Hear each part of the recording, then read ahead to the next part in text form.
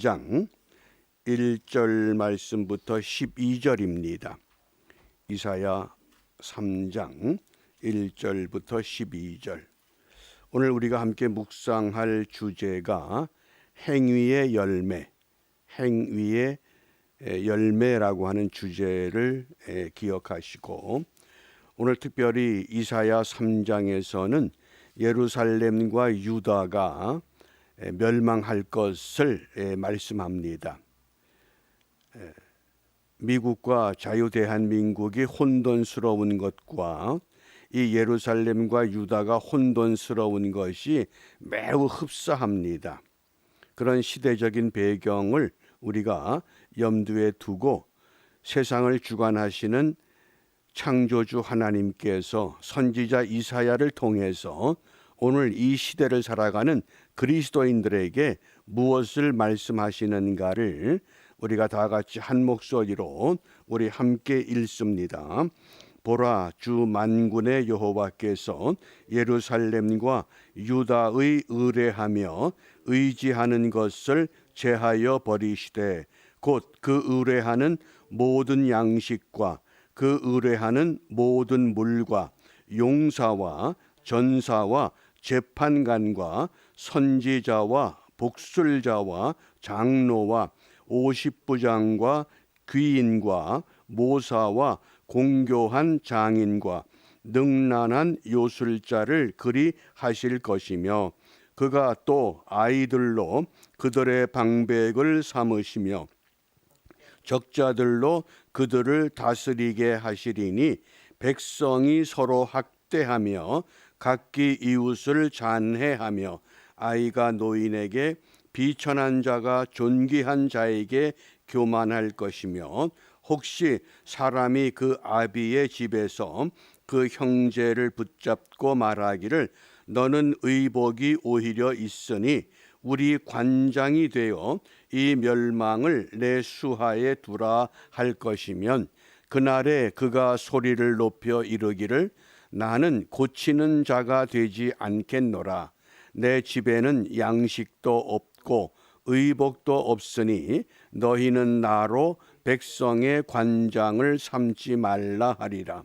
예루살렘이 멸망하였고 유다가 엎드러졌음은 그들의 언어와 행위가 여호와를 거스려서 그 영광의 눈을 촉범하였음이라.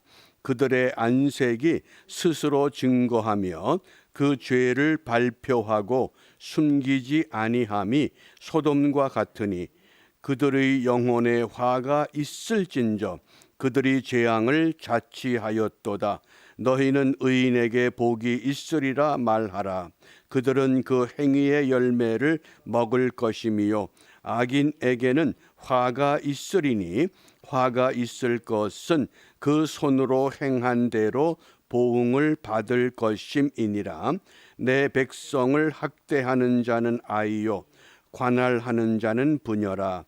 나의 백성이여 너의 인도자가 너를 유혹하여 너의 다닐 길을 회파하느니라. 아멘. 오늘 주제가 10절 말씀에 소개됩니다. 너희는 의인에게 복이 있으리라 말하라. 의로운 사람에게는 복이 있을 것이고 왜 복이 있느냐? 그들은 그 행위의 열매를 먹을 것이다. 막연한 행위가 아니라 복을 받을 수 있는 바로 그 행위. 또 반면에 악인에게는 화가 있을 것이다. 화가 있을 것은 그 손으로 행한 대로 막연한 행동이 아니라 그 손으로 행한 대로 보응을 받게 될 것이기 때문이라고 말씀합니다. 그러면 우리가 이미 아는 대로 의로운 사람과 악한 사람은 누구냐? 분명히 하나님 말씀에는 의로운 사람은 하나도 없다 이렇게 말씀했습니다. 그런데 바울은 우리가 의롭게 되는 것은 우리의 행위가 아니라 하나님이 인정하는 예수를 믿음으로 의롭다 칭함을 얻었기 때문에 우리가 의를 누리며 살아갑니다. 그런데 오늘 본문에 보면 하나님의 도성 예루살렘 평화의 성이 멸망할 수밖에 없다고 지적하셨습니다. 왜 평화의 성이 무너지느냐? 하나님의 나라가, 유다가 왜 무너지느냐? 그 무너뜨리기 위해서 하나님께서 하시는 방법이 참 놀랍습니다. 1절, 2절, 3절에 보면 사람들이 이 땅에서 의지하는 것, 이 땅에서 기대하는 것, 그래서 1절에서는 모든 양식과 모든 물, 만일 우리가 오늘 이 시대의 모든 물과 모든 양식을 하나님께서 제거해 버리면 어느 누구도 생존이 불가능합니다. 물과 양식, 모든 물과 양식을 끊어버릴 것이다. 그러면서 2절과 3절에 보면 숱한 유능한 사람들이 소개됩니다. 용사, 전사, 재판관, 선지자, 복술자, 장로, 50부장. 이 50부장은 요즘으로 말하면 군 지휘관들을 상징합니다. 그 다음에 귀인, 귀인은 고위 관리들, 그 다음에 모사는 정치가, 정치의 고문자들, 고문, 또 공교한 장인, 이건 기술자를 말합니다. 그 다음에 능란한 요술자, 이건 마술사들을 말합니다. 그러니까 우리 사회에서 유능한 사람들을 전부 제거해 버리겠다는 겁니다. 물과 양식을 제하여 버리고 자칭 유능하다고 하는 사람들, 미국 같은 경우, 한국 같은 경우 자칭 내가 유능한 사람이라고 나서는 인물들이 떠오를 것입니다. 그런 인물들을 하나님께서 제하여 버리시겠다. 그러면 왜 그렇게 제하느냐? 그 제하는 이유가 행위의 열매를 보기 때문에. 우리 모든 사람들이 좋은 열매 맺기를 원합니다. 나쁜 열매 맺기를 원하는 사람은 없습니다. 그런데 좋은 열매를 맺는 방법은 하나밖에 없습니다. 좋은 나무가 되면 저절로 좋은 열매를 맺습니다. 나쁜 나무로 자라면서 좋은 열매를 맺겠다고 하는 것은 인간의 욕심입니다. 그러므로 좋은 열매를 맺기 위해서는 먼저 우리 자신들이, 우리 교회가, 우리 나라가 좋은 사람, 좋은 교회, 좋은 나라로 반듯하게 세워야 합니다. 좋은 나무가 되면 반드시 좋은 열매를 맺을 수 있습니다. 좋은 나무가 되지 못하면서 좋은 열매를 맺겠다. 그것은 인간의 욕심이요, 인간의 어거지밖에 되질 않습니다. 그러면 왜 사람들이 좋은 열매를 맺기를 원하면서도 좋은 열매를 맺지 못하느냐? 그 원인을 8절에서 지적해 주고 있습니다. 오늘 본문의 8절 말씀을 우리 다 같이 함께 읽습니다.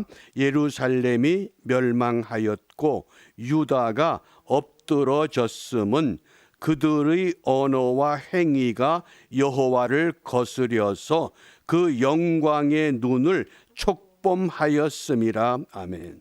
언어와 행위, 이걸 잘 기억하시길 바랍니다. 오늘날 대통령이라고 하는 또 정치인들이, 지도자들의 언어와 행위를 잘 관찰해 보시기 바랍니다. 그들의 언어와 행위가 여호와를 거스려서 그 영광의 눈을 촉범하였다. 촉범이란 이게 한자어입니다. 닿을 촉자에다 범할 범자입니다. 닿을 촉자, 범할 범자. 그래서 하지 말아야 할 일들을 일부러 저지르는 것, 그것을 촉범이라 그럽니다. 이걸 현대인의 성경이나 새번역 성경에서는 모독이다, 모욕이다 그랬습니다. 그러니까 쉽게 번역을 해놓은 겁니다. 그래서 우리가 이 언어와 행위라고 하는 것, 어떤 언어와 어떤 행위가 필요하느냐. 우리가 신앙생활 하다 보면 우리 주위에서 간혹 우리의 이성적인 머리로 도저히 납득하기 어려운 일들을 우리가 경험할 수 있습니다. 중국의 그 유명한 송전도라고 하는 별명을 가진 신앙인이 있었습니다. 얼마나 예수를 열심히 믿고 전도를 열심히 했는지 그 별명이 전도입니다. 성은 송씨입니다. 그래서 송전도 이렇게 별명을 붙였습니다. 그런데 이 사람이 그렇게 열심히 정말 예수를 믿고 증거하다가 어린 삼남매를 두고 세상을 떠났습니다. 그러자 그 주위의 사람들이 어떻게 저렇게 열심히 예수를 믿고 저렇게 예수를 증거했는데 왜 이렇게 일찍 죽느냐. 전부 그 죽음에 대해서 그 사람의 그 행위에 대해서 부정적으로 이야기를 합니다. 그럴 수 있습니다. 그런데 그 결과는 행위의 열매는 하나님께서 어떻게 인도하시느냐. 그 첫째 딸이 송전도라는 사람의 첫째 딸이 송경량입니다. 송경량. 송경량은 누군고 하니 중국의 아버지라고 하는 손문의 부인이 됐습니다. 송경량, 손문의 부인이 됐고 두 번째가 아들인데 송자문. 송자문이란 이 아들은 경제학자로서 중국의 유명한 경제장관이 됐습니다. 그 다음에 세 번째 딸이 송미령. 송미령은 그 장개석 총통의 부인이 됐습니다. 그러니까 그 아버지 송전도 씨가 일찍 세상을 떠났을 때는 주위 사람들이 이해를 못했습니다. 그런데 하나님께서 그 세 남매를 잘 양육하고 그들의 장래를 책임을 지신다고 하는 것, 그것이 행위의 열매라고 하는 겁니다. 무엇 때문에? 그것이 언어와 행위 때문에 그렇습니다. 그래서 철학자 하이데거는 사람들의 언어를 세 가지로 설명합니다. 과학적 언어가 있고 논리적 언어가 있다. 그 중에서 가장 뛰어난 언어가 시적 언어다. 찬송은 무엇입니까? 그건 찬송시입니다. 시적 언어입니다. 거기에 곡을 붙였습니다. 그걸 우리가 인간을 즐겁게 하는 노래가 아니라 하나님을 찬양하는 찬송으로 우리가 부르는 겁니다. 내 모습 이대로 날 받아 주시옵소서. 우리 모습 그대로 주님 앞에 가는 겁니다. 그래서 우리가 어떤 언어가 필요하냐? 하나님이 무너뜨리는 예루살렘과 유다의 사람들이 사용했던 그 언어는 결국은 하나님을 거스렸다 그랬습니다. 하나님을 대적했습니다. 하나님의 영광을 모독했습니다. 그러니까 오늘날의 지도자들, 대통령, 정치가들 그들의 하는 행위와 그 언어를 보면 하나님이 과연 기뻐하실까? 그러므로 우리는 분명한 믿음을 가지고 나가야 됩니다. 이 땅의 지도자들이, 우리가 사는 나라의 대통령들이, 우리의 조국의 대통령이 어떤 언어를 써야 되겠느냐? 하나님이 기뻐하는 언어, 하나님을 두려워하는 언어, 그런 언어를 쓸 수 있도록 우리 믿음의 사람들이, 하나님의 교회가 깨어서 기도할 수밖에 없는 어려운 형편이 오늘 우리에게 닥쳐왔습니다. 그러므로 정말 우리가 어떤 언어를 하나님 앞에 사용해야 할 것인가? 그래서 하나님께서 아담에게 묻습니다. 내가 어디 있느냐? 그러자 아담이 무엇이라고 고백합니까? 나 어디 있습니다. 그러면 됩니다. 그런데 그렇게 말하지 못합니다. 내가 동산에서 하나님의 소리를 듣고 내가 벗었으므로 두려워서 숨었습니다. 그게 인간의 첫 아담의 모습이었습니다. 그런데 선지자 이사야는 내가 어디 있느냐 그러면 내가 여기 있나이다 나를 보내주시옵소서 이렇게 고백할 수 있습니다. 차이가 무엇입니까? 하나님을 대적하는 자와 하나님을 믿고 경외하는 자의 차이입니다. 그러니까 우리 그리스도인들의 언어는 이 시대를 바라보면서 우리 주위에서 믿음의 사람들에게 어떤 일이 일어났을 때에 인간적인 머리로 이해되지 않는다 하더라도 반드시 하나님의 계획 속에서 이루어진 일인 것을 깨닫고 우리가 신령한 언어, 영적인 언어를 사용해야만 합니다. 그래서 저는 시적인 언어보다 더 능력이 있는 언어가 이게 신령한 언어다. 영적인 언어다. 왜냐하면 그 언어가 존재의 집입니다. 우리가 의롭지 못한 사람이었는데 하나님께서 우리를 의롭다고 인쳐주셨습니다. 그러면 그 인침을 받으면서 우리 안에 주의 영이 이제 들어왔습니다. 그 주의 영이 내 마음 한 구석에만 자리 잡은 것이 아니라 우리 심령 속에 가득 채워지면 그 가득 채워진 심령 속에서 나오는 언어, 그것이 신령한 언어가 되어야 됩니다. 그 사람이 은혜를 받았다, 은혜를 충만히 받았다. 제가 늘 강조하지만은 충만이라고 하는 그 단어는 내 속에 채워진 것이 내 밖으로 나오는 것. 좀 더 쉽게 설명하면 내가 은혜를 받았으면 은혜 받은 사람의 입에서 은혜로운 말이 나와야 됩니다. 그런데 은혜는 받았다 그러는데 입에서 나오는 말은 여전히 불평과 불만과 원망과 미움과 다툼과 옛생활을 버리지 못합니다. 그것은 신령한 것이 내 속에 흔적은 가지고 있지만은 채워지지 못한 겁니다. 그래서 우리가 신령한 언어를 사용하기 위해서는 내 속에 하나님의 영으로, 하나님의 말씀으로 나를 가득 채워야만 합니다. 그게 우선입니다. 그렇게 채워지면 좋은 나무가 됩니다. 좋은 나무가 되면 반드시 좋은 열매를 맺을 수 있다고 하는 약속입니다. 행위의 열매가 왜 잘못되느냐? 언어와 행위 때문에 그렇다고 하는 것을 오늘 선지자 이사야를 통해서 우리에게 말씀하셨습니다. 오늘 우리가 첫 주간에 이제 주일을 준비하는 토요일입니다. 에스겔서를 통해서는 하나님이 우리를 강하게 하신다고 하는 약속을 받았습니다. 이사야 선지자를 통해서는 하나님이 구원하실 것을 오늘 우리에게 예언하십니다. 어려운 환난과 또 팬데믹이라고 하는 코로나 바이러스가 창궐하는 이 땅에서 에스겔 선지자를 통해서 주신 예언, 하나님이 강하게 하신다. 이사야 선지자를 통해서 주시는 예언, 하나님이 반드시 구원하신다.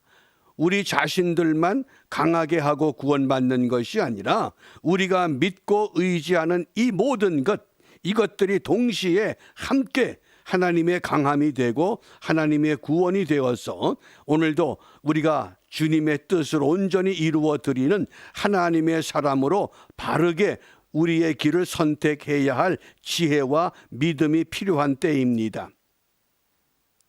중국에 그 유명한 워치만리라고 하는 영성학자가 있었습니다.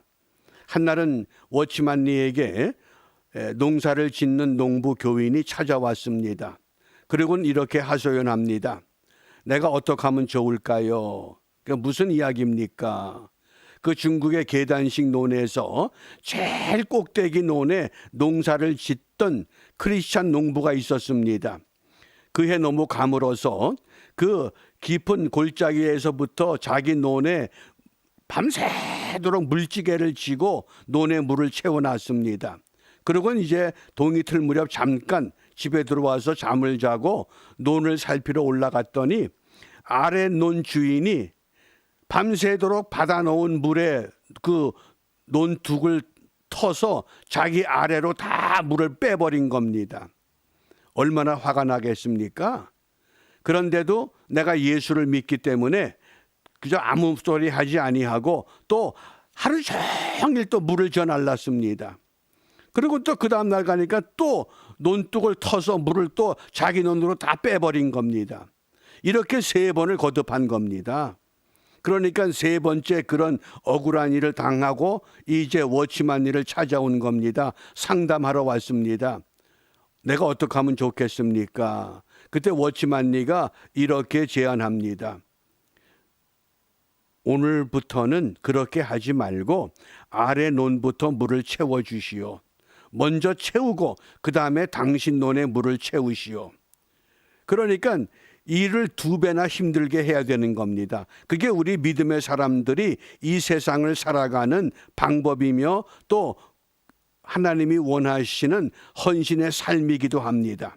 그러니까 워치만 리의 가르침대로 먼저 아랫논 주인의 그 논에 물을 채워주고 그 다음에 자기 논에 물을 채웠습니다.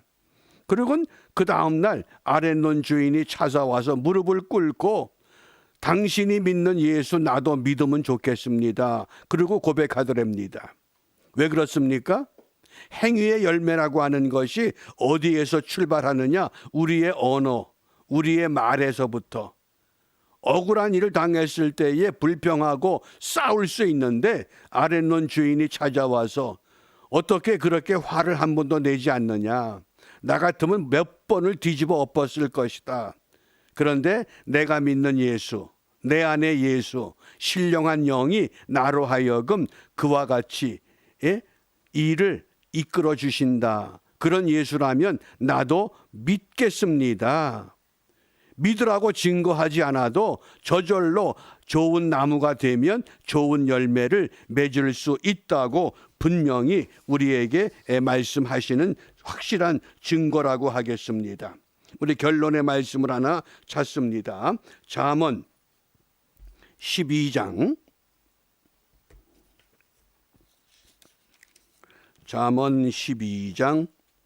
14절입니다.